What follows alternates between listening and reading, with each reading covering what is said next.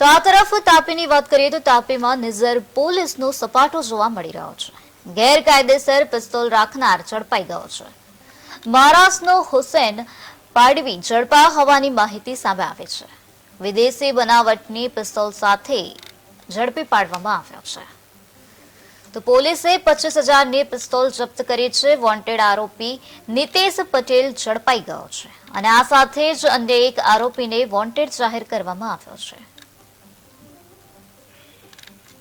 તાપી જિલ્લાના સ્ટેશન વિસ્તારમાં ગત તારીખ 15 જાન્યુઆરી 2025ના રોજ આર્મ્સ એક્ટ હેઠળ એક ગુનો નોંધવામાં આવેલો છે। જેની વિગત જોઈએ તો નિઝર પોલીસ સ્ટેશન સ્ટાફ દ્વારા હુસેનભાઈ કુશાભાઈ પાડવી ઉંમર વર્ષ 34 રહેઠાણ વ્યાહુર નંદુરબાર મહારાષ્ટ્રનાઓ જે વિદેશી બનાવટની 9mm પિસ્તોલ ગેરકાયદેસર રીતે ધારણ કરેલ હતી અને વગર પરવાને તેઓ રાખેલ હતી। આથી તેમના વિરુદ્ધ કાયદેસરનો ગુનો નોંધી અને તેઓની ધરપકડ કરવામાં આવેલ છે। અન્ય એક આરોપી છે નીતેશ રમણભાઈ પટેલ રહેઠાણ નિઝર, તેઓની પણ ધરપકડ કરવામાં આવેલ છે।